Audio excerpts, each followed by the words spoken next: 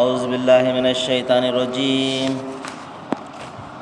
बिस्मिल्लाहिर्रहमानिर्रहीम। कमा अरसलना फ़ीकुम रसूलन मिनकुम यत्लू अलैकुम आयातिना व युज़क्कीकुम व युअल्लिमुकुमुल किताब वल हिकमत व युअल्लिमुकुम मा लम तकूनु तअलमून। सदक़ल्लाहुल अज़ीम। అనంత కరుణామయుడు, అపార కృపాశీలుడు, పాలకుడు, పోషకుడు, సర్వలోక ప్రభు అయిన అల్లాహ్ శుభనామంతో ప్రారంభిస్తున్నాను. సోదరులారా, సోదరిమణులారా, అస్సలాము అలైకుం రహమతుల్లాహి వబరకాతుహు. సర్వలోక ప్రభు అయిన అల్లాహ్ మనందరి జీవితాలలో శాంతి శుభాలను కురిపించునుగాక. ఆమీన్. ఇంతవరకు మీ ముందు మనందరి మార్గదర్శక గ్రంథం, మనందరి దైవం అల్లాహ్ పంపినటువంటి చివరి దైవ గ్రంథమైన దివ్య ఖురాన్ నుండి 2వ అధ్యాయం 152వ వాక్యం యొక్క అరబీ మూలంను పఠించడం జరిగింది. దీని యొక్క తెలుగు అనువాదాన్ని వినండి. సృష్టి ప్రభు అల్లాహ్ ఈ విధంగా తెలియజేస్తున్నాడు: మేము మీలో నుండే ఒకరిని ప్రవక్తగా మీ వద్దకు పంపాము. అతను మీకు మా వాక్యాలను వినిపిస్తాడు, మీ జీవితాలను తీర్చిదిద్దుతాడు, మీకు గ్రంథాన్ని, దివ్య జ్ఞానాన్ని బోధిస్తాడు, మీకు తెలియని ఎన్నో విషయాలను ఆయన మీకు నేర్పుతాడు. సోదరులారా, ఈ వాక్యాలలో దైవం అతి ముఖ్యమైనటువంటి విషయాన్ని గురించి ఇక్కడ తెలియజేస్తున్నాడు. అదేమిటంటే, దైవం తన మార్గదర్శకత్వాన్ని, అంటే మానవులకు మార్గాన్ని చూపించడం అనే ఈ పద్ధతిని 2 విధాల ద్వారా మనిషికి చేరవేశాడు. అది ఒకటి ఏమిటంటే ఆయన గ్రంథము, రెండోది ఆయన గ్రంథాన్ని వివరించి చూపించి ఒక మాదిరిగా ప్రపంచానికి ఒక నమూనాగా ఉండడం కోసము ఆయన ప్రవక్తను పంపాడు. కాబట్టి దైవ గ్రంథాన్ని ఏ విధంగా ఆచరించాలో ప్రవక్త యొక్క సాంప్రదాయం ద్వారా, ఆయన ఆచరణ ద్వారా మనకు తెలుస్తుంది. కాబట్టి ఒక వ్యక్తి ఏమంటే నాకు దైవ గ్రంథం ఒకటి సరిపోతుంది, నేను దాన్ని అనుసరిస్తాను, అది ఒకటే నాకు చాలు అంటే అది చాలా పెద్ద పొరపాటు. ఎందువలనంటే దైవ గ్రంథంలో ఆజ్ఞ ఉంటుంది, కానీ ఆ ఆజ్ఞ ఏ విధంగా అమలు చేయాలో, ఏ విధంగా ఆచరణ చేయాలో దైవం తన ప్రవక్త ద్వారా చూపించడం జరిగింది. ఉదాహరణకు చూడండి, విద్యార్థికి మనము పాఠ్యగ్రంథాన్ని ఇచ్చి నీవు దీన్ని బాగా చదువుకొని పరీక్షలు రాయి అంటే ఆ విద్యార్థి ఆ పుస్తకాన్ని చదువుకోలేడు, ఎందుకంటే అతనికి అర్థం కాదు కాబట్టి. మరి అదే ఒక టీచరు ఆ పాఠ్యగ్రంథాన్ని అర్థమయ్యేలాగా అతనికి చెప్పాడు అనుకోండి, అప్పుడు విషయం చక్కగా అర్థమవుతుంది. ఆ అర్థమైన దానిని ఆయన ఆచరించగలడు. ఆ ఆచరణ ద్వారా అతను తన యొక్క ఇహపరలోకాల సాఫల్యాన్ని సాధించగలడు. కాబట్టి సోదరులారా, దైవ గ్రంథము ఎంత ముఖ్యమైనటువంటి అంశమో ఆ గ్రంథాన్ని వివరించి చూపించినటువంటి ప్రవక్తల యొక్క ప్రవచనాలు మరియు ఆయన సాంప్రదాయం కూడా అంతే ముఖ్యము. అందుకనే దైవము ఎప్పుడైతే గ్రంథాలను పంపించాడో ఆ గ్రంథాలతో పాటు ప్రవక్తలను కూడా పంపించాడు.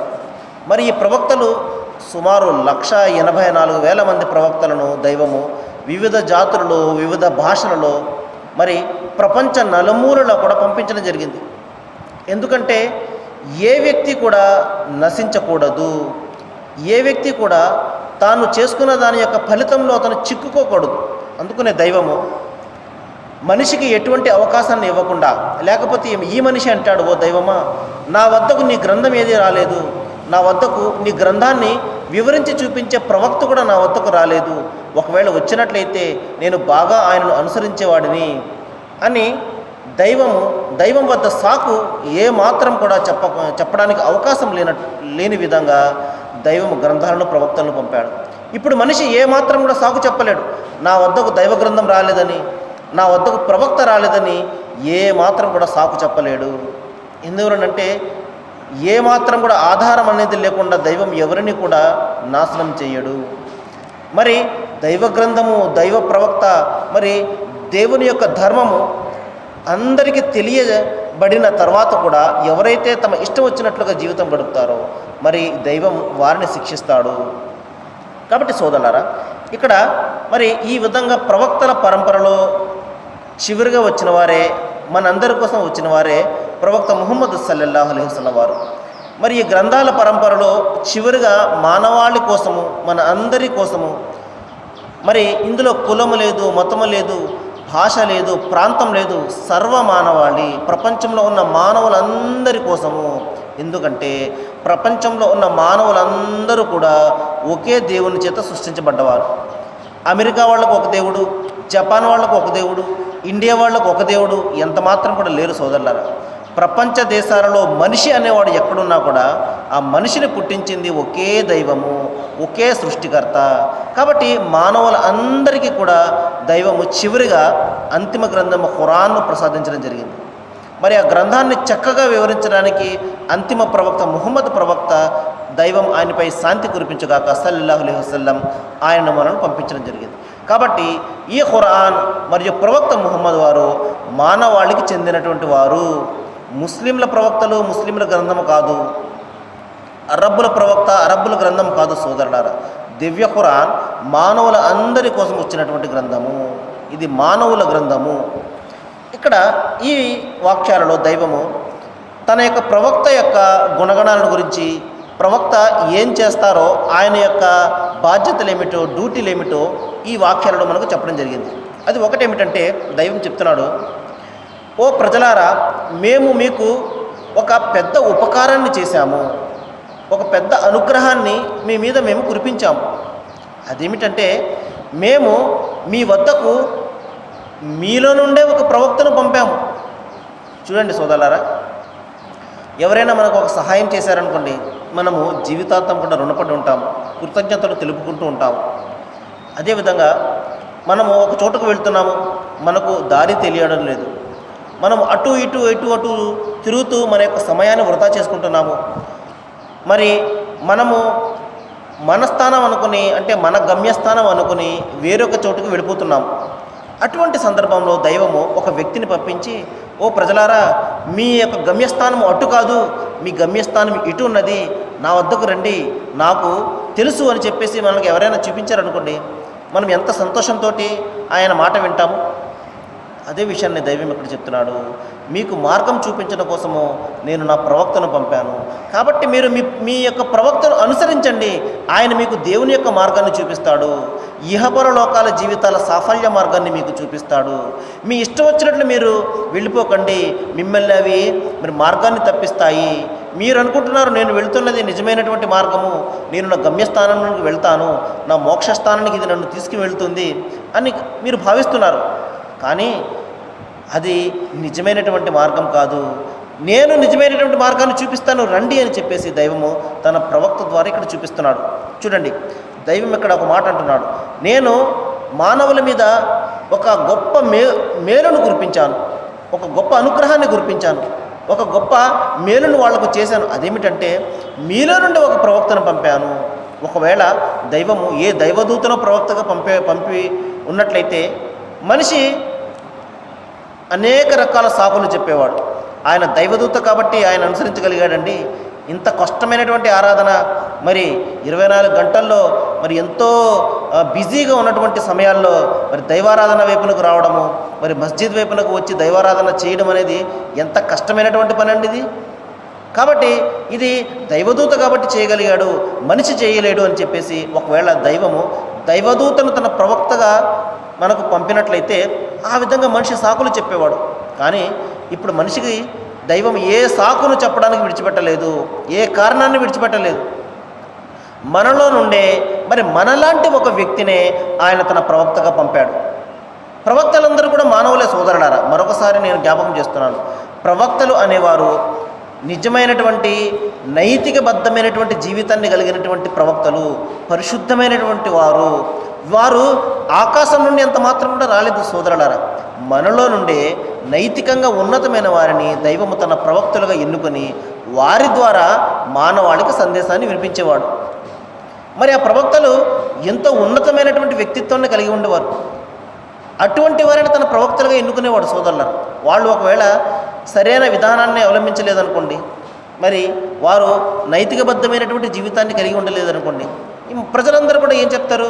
ఏమండి, ఆయన ప్రవక్త ఏంటండి, మాతో పాటు తప్పులు చేసేవాడు, కాబట్టి ఆయన ప్రవక్త అయితే మేము ఒప్పుకోమని చెప్పేసి జనులు తిరగబడతారు. కానీ దైవ ప్రవక్తలు అందరూ కూడా ప్రజలు వేలు పెట్టి చూపించడానికి అవకాశం లేనటువంటి జీవితాన్ని కలిగి ఉండేవారు. ఏ ఒక్కరు కూడా ఈయన పలానా తప్పు చేశాడు, ఈయన ప్రవక్తగా తగడు అని ఏ ఒక్కరు కూడా ఇంతవరకు దైవం పంపినటువంటి 184,000 మంది ప్రవక్తలలో ఏ ఒక్కరు కూడా ఆ ప్రవక్తల యొక్క వ్యక్తిత్వాన్ని వేలు పెట్టి చూపడానికి అవకాశం లేకుండా దైవం అటువంటి వారిని తన ప్రవక్తలుగా పంపించాడు. మీలాంటి వాళ్ళను, నాలాంటి వాళ్ళను దైవం ప్రవక్తగా ఎన్నుకోడే సోదరులారా. మరి నైతికంగా ఎంతో ఉన్నతంగా ఏ మాత్రం కూడా మచ్చలేనటువంటి జీవితాన్ని కలిగిన వారినే దైవం తన ప్రవక్తగా ఎన్నుకుంటారు. మరి దైవము మరి చివరి ప్రవక్త మరి ప్రళయం వచ్చే వరకు కూడా, ప్రపంచం అంతమయ్యే వరకు కూడా మరొక ప్రవక్త రానటువంటి పరిస్థితుల్లో ప్రవక్త ముహమ్మద్ వారిని దైవం తన చివరి ప్రవక్తగా ఎన్నుకున్నాడు. ఇక్కడ చెప్తున్నాడు, నేను మీకు ఎంతో అనుగ్రహాన్ని కురిపించాను, మీకు ఎంతో మేలు చేశాను, ఎందుకంటే మీలో నుండి ఒక ప్రవక్తను పంపించాను, మానవులని నేను ప్రవక్తగా పంపించాను. కాబట్టి ఆయన ఏదైతే ఆచరిస్తాడో అది సమస్త మానవజాతి కూడా ఆచరించగలడు. ఎందుకంటే ఆయన మానవుడు కాబట్టి, ప్రవక్త మానవుడు కాబట్టి. ఆయన 5 పూటల ప్రార్థనలు చేస్తే మానవులందరూ చేయగలరు, ఎందుకంటే ఆయన కూడా మనిషే కాబట్టి. అందుకనే దైవం ఇక్కడ చెప్తున్నాడు, మరి భూమి మీద దైవదూతలు స్వేచ్ఛగా తిరుగుతూ ఉన్నట్లయితే మేము దైవదూతలను ప్రవక్తలకు పంపేవారం. కానీ దైవదూతలు మన కంటికి కనిపించరు. ఏ విధంగా అయితే దైవం మనకు కంటికి కనిపించడో అదేవిధంగా ఆయన దూతలు కూడా కంటికి కనిపించరు. మరి అటువంటి సందర్భాల్లో దైవం ఏ విధంగా ప్రవక్తగా పంపుతాడో ఒకసారి ఆలోచించండి. ఎందుకంటే మనుషులు ఎప్పుడైతే తన సాటి మనిషిని దైవం ప్రవక్తగా నియమించి పంపాడో, చూడండి సోదరులారా, మనిషి ఎంత విచిత్రమైనటువంటి వాడంటే, ఎంత జ్ఞానాన్ని లేనటువంటి వాడు, అజ్ఞాని అంటే తనలాంటి బలహీనమైనటువంటి మనుషులను దైవాలుగా భావించేస్తాడు. కానీ ప్రవక్తలు అనగానే దాన్ని ఎంత మాత్రం కూడా ఒప్పుకోడు. చూడండి ఎంత విచిత్రమైనటువంటి మనిషి. తనలాంటి జీవజాలాన్ని, తనలాగా బలహీనతలు ఉండేవాడిని, తనలాగా పుట్టేవాడిని, తనలాగా చనిపోయేవాడిని, తనలాగా భార్య బిడ్డలు ఉండేవారిని దైవం అనగానే నమ్మేస్తాడు. కానీ ఈయన తనలాంటి ఒక మనిషిని ప్రవక్త అనగానే మనిషి ఎంత మాత్రం కూడా ఒప్పుకోవడానికి సిద్ధంగా ఉంటాడు. ప్రవక్త అనేవాడు మనిషి ఏంటండి, ఆయన పైనుండి రావాలి, దైవదూతలను లేకపోతే దేవుడు తన దగ్గరగా ఉన్న వాళ్ళని ఎవరినో ప్రవక్తగా చేసి పంపించాలి, కానీ మనిషిని ఏ విధంగా చేసి పంపిస్తాడండి అని మనిషి ప్రశ్నించడం మొదలు పెడతాడు. అదే మనిషి అటువంటి సాటి మనిషినే దైవంగా ఒప్పుకోవడానికి ఎంత మాత్రం కూడా వెనుకంజ వేయడు. చాలా ఆనందంగా ఒప్పేసుకుంటాడు దైవం అనగానే. కానీ ప్రవక్త అనగానే మాత్రము ఎంత మాత్రం కూడా ఒప్పుకోవడానికి సిద్ధంగా ఉన్నాడు. దైవం ఎదురు చెప్తున్నాడు, ఓ జ్ఞానం లేనటువంటి ఓ ప్రజలారా, ఒక్కసారి మనసు పెట్టి మీరు ఆలోచించండి. భూమి మీద దైవదూతలు మరి వారు తిరుగుతూ ఉన్నట్లయితే, మనుషుల మాదిరిగా వారు కూడా జీవితాన్ని కొనసాగిస్తూ ఉన్నట్లయితే మేము దైవదూతల ప్రవక్తగా పంపేవారమే. కానీ ఆ విధంగా జరగడం లేదు. ప్రపంచంలో మనుషులు మాత్రమే ఉన్నారు. కాబట్టి దైవము మనుషులను ప్రవక్తగా పంపించడం అనేది చాలా సమంజసమైనటువంటి విషయం. అదే విషయాన్ని ఇక్కడ చెప్తున్నాడు, నేను మీ వద్దకు మీలో నుండి ఒక ప్రవక్తను పంపాను. మరి ప్రవక్త ముహమ్మద్ సల్లల్లాహు అలైహి వసల్లం వారి యొక్క ఆయన యొక్క గుణగణాల గురించి ఒకసారి చూద్దాం సోదరులారా. ఎందుకంటే దైవము తన ప్రవక్తను ఎవరినైనా ఎన్నుకున్నాడు అంటే చాలా మంచి వ్యక్తిత్వాన్ని వాళ్ళు కలిగి ఉంటారు. మరి ప్రవక్త ముహమ్మద్ సల్లల్లాహు అలైహి వసల్లం వారు 40 సంవత్సరాల పాటు ఒక మచ్చలేనటువంటి జీవితాన్ని మక్కా ప్రజల ముందు ఆయన గడపడం జరిగింది. మరి అందరూ కూడా ఆయన చూసి ఎంతో ఆనందించేవారు, ఇటువంటి గొప్పవాడు మా జాతి నుండి పుట్టాడా అని చెప్పేసి. మరి అబద్ధం అనేది తెలియనటువంటి వ్యక్తి ఆయన జీవితకాలంలో ఏనాడు కూడా అబద్ధం అనేది ఆడనటువంటి వ్యక్తి. మరి ఎవరిని కూడా బాధ అనేది పెట్టనటువంటి వ్యక్తి. అటువంటి వ్యక్తిని అందరూ చూసి ఎంతగానో ఆనందించేవారు. ఇది ఎప్పటి సంగతి? ప్రవక్తగా నియమింపబడ్డానికి పూర్వమని ఉన్నటువంటి సంగతి అనమాట. 40 ఏళ్ల పాటు ఆయన తన జీవితాన్ని మక్కా ప్రజల ముందు తెరచిన పుస్తకాల్లో చూపించారు. అందరూ కూడా ఆయన మా సాదిక్ అని పిలుచుకునేవారు. సాదిక్ అంటే సత్యవంతుడు అని, అంటే అబద్ధం అనేదే తెలియనటువంటి వ్యక్తి అని. మా సాదిక్ వచ్చాడు అని చెప్పేసి ఆయన ఎంతగా ప్రేమగానే పిలుచుకునేవారు, ఎంతో గౌరవించేవారు ఆయన్ని. మా ఆమీన్ వచ్చాడు అని చెప్పేసి పిలుచుకునేవారు. ఆమీన్ అంటే విశ్వసనీయుడు, అంటే నమ్మకం గలవాడు అని. నమ్మి ఏదైనా వ్యవహారాన్ని ఆయనకు అప్పగించినట్లయితే మరి ఎప్పుడు కూడా ఆయన దానిని కాదనేవాడు కాడు అని చెప్పేసి ఆమీన్ అంటే అర్థం. ఈ విధంగా ఆయన సాదికని పిలుచుకునేవారు, ఆమీన్ అని పిలుచుకునేవారు. ఈ విధంగా ఆయన అతి సాధారణమైనటువంటి జీవితాన్ని 40 ఏండ్ల పాటు మక్క ప్రజల ముందు చూపించారు. మరి గొర్రెలను కాచుకునేవాడుగా ఆయన తన యొక్క జీవితాన్ని ప్రారంభించారు. ఇదేంటండి, గొర్రెలు గాయడం ప్రవక్త యొక్క పని అని చెప్పేసి ఒక ప్రశ్న వస్తుంది సోదరులారా. ప్రవక్తలు అందరూ కూడా గొర్రెలను కాచిన వారే. ఎందుకంటే దైవము వారికి ఆ బాధ్యతను ఎందుకు ఇస్తాడు అంటే, గొర్రెలలో రకరకాల గొర్రెలు ఉంటాయి. ఒకటి అటువైపు చెదిరిపోతుంటుంది, ఇటువైపు చెదిరిపోతుంటుంది. ఒకవైపు వెళితే దాన్ని పట్టుకుని మిగతా మందను కాస్తూ ఉండాలి. ఈ విధంగా ఒక చాలా కాన్సన్ట్రేషన్గా ఏకాగ్రతతోటి ఆ పని చేయాల్సి ఉంటుంది. అదేవిధంగా దైవము తన ప్రజలు కూడా ఈ విధంగా ఒకళ్ళు ఆ విధంగా వెళ్ళిపోతుంటారు, ఈ విధంగా వెళ్ళిపోతుంటారు. వారందరినీ ఒక చోట చేర్చి దైవ సందేశం వినిపించడం అనేది ప్రవక్త యొక్క ప్రధాన పని. కాబట్టి ఆ విధమైనటువంటి ట్రైనింగ్ను దైవము ఆ గొర్రెలు కాయడం ద్వారా ప్రవక్తలందరికీ కూడా ఇవ్వడం జరిగింది. కాబట్టి సోదరులారా, ఒక అద్భుతమైనటువంటి జీవితాన్ని ప్రవక్త 40 ఏండ్ల పాటు మక్కా ప్రజల ముందు ఆయన చూపించారు. మరి ఆయన వ్యాపారాన్ని మొదలుపెట్టారు. మరి ఆయన వ్యాపారస్తుడిగా ప్రజలందరి యొక్క మన్ననలు ఏ విధంగా పొందారు అంటే, వస్తువులో ఏదైనా లోపం ఉంటే ఆ లోపాన్ని చెప్పి ఆయన అమ్మేవారు. ఏమయ్యా, ఈ వస్తువులో ఈ లోపం ఉన్నది కాబట్టి నేను ఈ ధరకు ఇస్తున్నాను, నీకు ఇష్టమైతే తీసుకో అని చెప్పేసి. ఈ విధంగా ఆయన సాటి వ్యాపారులందరూ కూడా లక్షలు గడిస్తుంటే ఈయన పరిస్థితి మాత్రము ఎక్కడ వేసినటువంటి గొంగళి అక్కడే ఉన్నట్టుగా ఉన్నది. ఎందుకంటే ఆయన తక్కువ ఆదాయం వచ్చేది, వచ్చిన ఆదాయం కూడా ఆయన పేదలకు పంచిపెట్టేసేవారు. మరి ఇళ్ళు లేని నిరుపేదలకు ఇచ్చేసేవారు. తన వద్ద ఏమీ కూడా ఉంచుకునేవారు కాదు. ప్రజలందరూ ఆశ్చర్యపోయేవారు, మాకంటే ఎక్కువగా ఈయనకు బిజినెస్ జరుగుతుంది, వ్యాపారం జరుగుతుంది, ఈయన చూస్తే ఏమి కూడా మిగుల్చుకోలేకపోతున్నాడు, ఏంటి ఈయన పరిస్థితి అని చెప్పేసి అందరూ పరిశీలించడానికి వెళితే ఈయనేం చేసేవారు, తన వద్ద ఉన్నటువంటి ధనాన్ని అంతటినీ కూడా మరి రాత్రులు రొట్టె ముక్కలు అవన్నీ కూడా అన్నము అవన్నీ కూడా కొని ప్రజలందరికీ కూడా పంచుకుంటూ వెళ్ళిపోయేవారు. ఇది ప్రవక్తగా నియమింపబడ్డానికి పూర్వం సోదరులారా, ప్రవక్తగా నియమింపబడ్డానికి పూర్వమే దైవము ఇంత అద్భుతమైనటువంటి వ్యక్తిత్వాన్ని మక్కా ప్రజల ముందు ఒక సాక్ష్యంగా పెట్టడం జరిగింది. మరి చూడండి సోదరులారా, ప్రవక్త ముహమ్మద్ సల్లల్లాహు అలైహి వసల్లం వారి కాలంలో ఒక సంఘటన జరిగింది. ఒక వ్యక్తి వ్యాపార లావాదేవీ నిమిత్తము ప్రవక్త వారి వద్ద కొంత సరుకును కొని డబ్బులు తక్కువై మీరు కాసేపు ఇక్కడ వేచి ఉండండి, నేను తిరిగి డబ్బులు తెచ్చి మీకు ఇస్తాను అనగానే ప్రవక్త వారు సరే నేను ఇక్కడే ఉంటాను, మీరు వెళ్ళి తీసుకురండి అనగానే ఆ వ్యక్తి వెళ్ళిపోయి మర్చిపోతాడు డబ్బు విషయం. 3 రోజులు అవుతుంది. ఆ 3 రోజుల తర్వాత అతను జ్ఞాపకం వస్తుంది, అరే ముహమ్మద్ను నేను ఆ బజార్లో నిలబెట్టి వెళ్ళిపోయానే, డబ్బులు ఇస్తానని నేను మర్చిపోయానని చెప్పేసి తిరిగి రాగానే ఏ స్థానంలో అయితే ప్రవక్త వారిని ఆయన వదిలిపెట్టి వెళ్ళాడో అదే స్థానంలో ప్రవక్త వారు ఆ విధంగానే ఉన్నారు. రాగానే ఏమాత్రం కూడా కోప్పడలేదు. అన్నారు, మీరు నన్ను బాగా ఇబ్బంది పెట్టారండి అని ఈ ఒక్క మాటే అన్నారు. అతను ఎంతో పశ్చాత్తాపడిపోయి సిగ్గుపడిపోయి నేను మర్చిపోయానండి మీ విషయము, నన్ను క్షమించండి అని చెప్తే ఆయన మాట్లాడకుండా చిరునవ్వు నవ్వుకుంటూ వెళ్ళిపోయేవారు.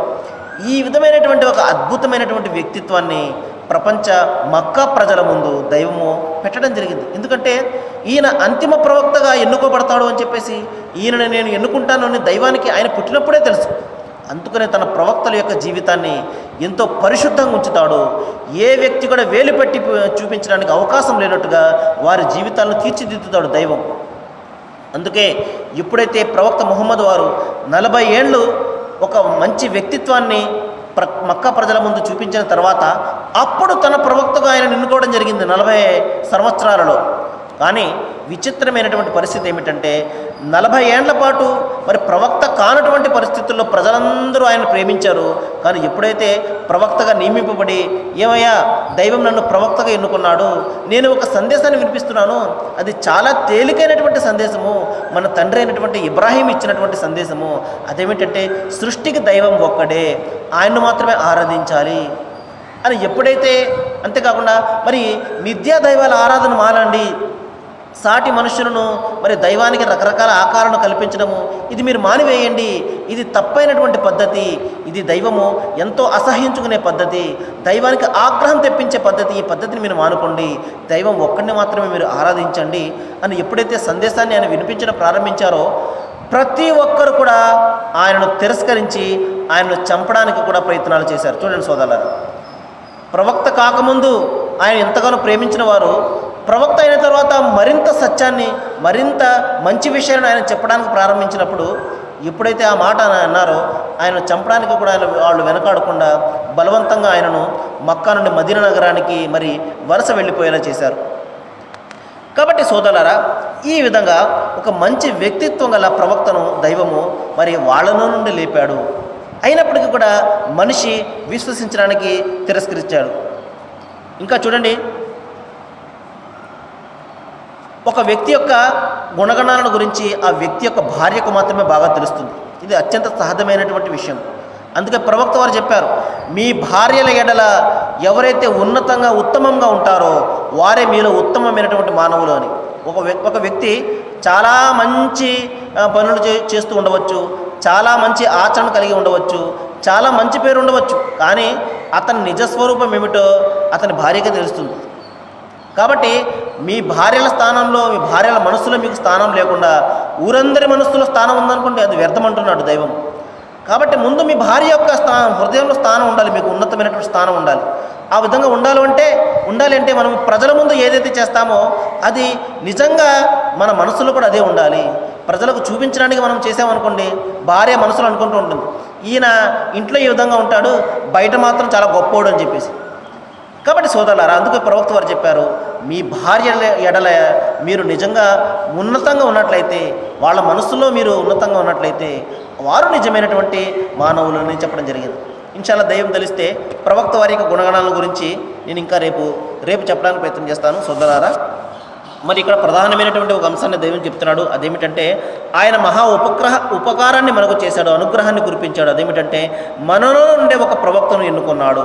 అందుకనే ఆ ప్రవక్త ఏదైతే చేస్తాడో మానవులందరూ కూడా ఆ విధంగా చేయగలరు, ఎందుకంటే ఆయన కూడా మానవుడే కాబట్టి సోదరులారా, నేను దైవాన్ని ప్రార్థిస్తున్నాను, ఏ విషయాలైతే ఇక్కడ నేను చెప్తున్నానో వీటి మీద మనం బాగా ఆలోచన చేయాలని, ఆచరణ చేయాలని, మన ఇహపరలోకాల సాఫల్యాన్ని మనం సాధించాలని, ప్రధానంగా అంతిమ గ్రంథము ఖురాన్ మరియు అంతిమ ప్రవక్త ముహమ్మద్ సల్లల్లాహు అలైహి వసల్లం వారి యొక్క బోధనను మనం తెలుసుకొని వాటి ప్రకారము మనం ఆచరించి ఆ దైవం యొక్క అనుగ్రహానికి పాత్రలు కావాలని, ఇహపరలోకాల సాఫల్యాన్ని సాధించాలని, దైవం మనకు ఆ జ్ఞానాన్ని, సత్యాన్ని తెలుసుకునే మనస్సును దైవం మనకు ప్రసాదించాలని వేడుకుంటూ ముగిస్తున్నాను.